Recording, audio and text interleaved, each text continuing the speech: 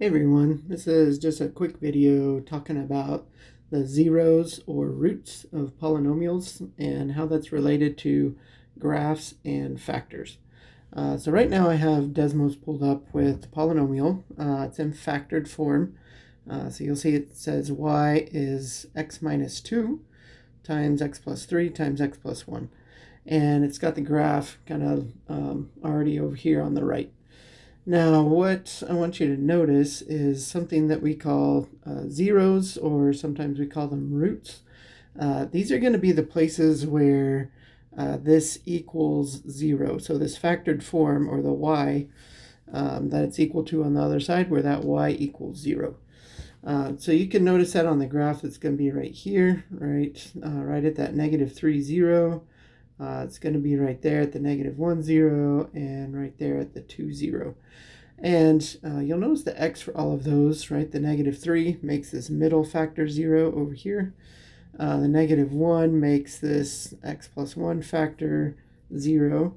And the 2, right, makes that first factor, the x minus 2, equal to 0. So you can always kind of tell what the factors are going to be by where a polynomial crosses the x-axis.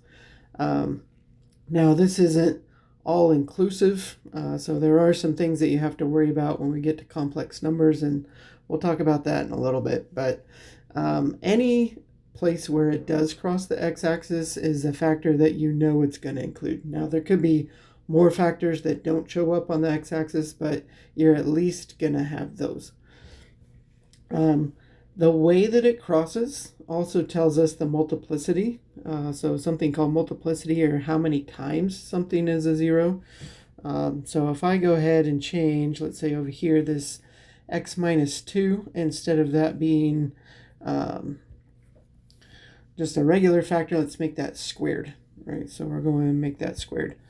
Now I can see on my graph, right, I still have these zeros, right here, the -3, the -1, and the 2. But this time at the 2, right, it looks sort of like a parabola. If I zoom in just on that piece, right, it sort of looks like a parabola that would have been squared. If we change that instead of to a 2, if we change that maybe to a 3, let's go and try that. So this is going to be, we'll go and change that to a 3, and need to put that up there.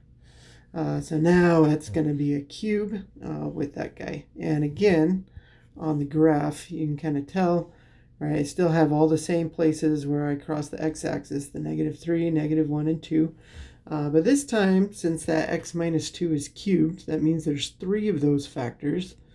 And if I zoom in on that 2, right there, that is going to be a place where it looks like a cubic, right? It kind of looks like a cubic as it crosses through that x-axis. And that matches with the cube that I see on the factor over there on the left. So the factors always kind of have a tie-in to what the graph is going to look like where it crosses the x-axis. So kind of locally right there what it's going to look like. Now in between, right, it's kind of hard to tell what's going to happen, where the peaks and valleys are going to be. So for instance, on this one, right, we got some huge peaks and valleys that go all the way up to probably 70 something down to -20 something. So those peaks and valleys are going to be a little bit harder to tell where those are, but at least the zeros, right, where it crosses the x-axis, you can definitely tell where those are going to be. I'm going to go and take that cube off for the next part here. So let me go ahead and remove that. So there's our graph with single factors, right? Just the 2, -3, and -1, single factors. And we see that kind of this peak up here is just a little bit above 4. We see there's another one down here just a little bit below. That looks like maybe -8. So like -8.2 something, that's right there. This graph you can stretch, right? I can stretch it, I can move it just by putting some stuff inside or in front of the parentheses. So if I put a 2 right in front of the parentheses, this is going to stretch my graph so that it's twice as big, right? So now this was at 4, now it's more at 8. This value was at 8, now it's more at like negative 16. So everything's just twice as big as it used to be. But notice the zeros, right? The zeros are still right here at negative 3, negative 1, and 2. So just because I can find the zeros doesn't tell me all the information I need for the graph. There's still kind of that stretching factor that could make things bigger or smaller. If I want to make that, let's say, a 1/2 instead of a 2, right? So we'll go ahead and make that a 1/2. Then now everything is shrunk down, right? Shrunk down by half. So instead of this peak at 4, now it's more like 2. Instead of this one at negative 8, now it's more like negative 4. So everything has been shrunk down a bit, and you can shrink it down even more if you want, right? I can shrink it down by a 1/4 or, a 1/10, right? So this gives you at least some control on the height of those peaks and valleys, not individually, but kind of as a group, and keeps your zeros the same, right? So this negative 3, that negative 1, and that 2, those are still going to be the zeros just like they were before. Just everything else now around those points has been either stretched if it's a number bigger than 1, or condensed and shrunk down if it's a number less than 1. You can even put a negative in front, right? So if I want a negative in front, I can put a negative, and now flip things upside down, right? So all the same transformations and everything that we did before, you can still do with these polynomials. The last thing that I'll mention is whenever you're looking for zeros and factors, right? Sometimes you'll be given a graph, asked to find the zeros, or asked to, given a factored form, asked to do a graph, things like that. A lot of times if you have the equation, right, it's pretty easy just to plug that into Desmos or a calculator, kind of sketch the graph out. But you should be expecting, right, if it's in factor form, these are going to be kind of where those zeros are, that sort of thing. So that negative 3, negative 2, negative 1, I'm expecting that out.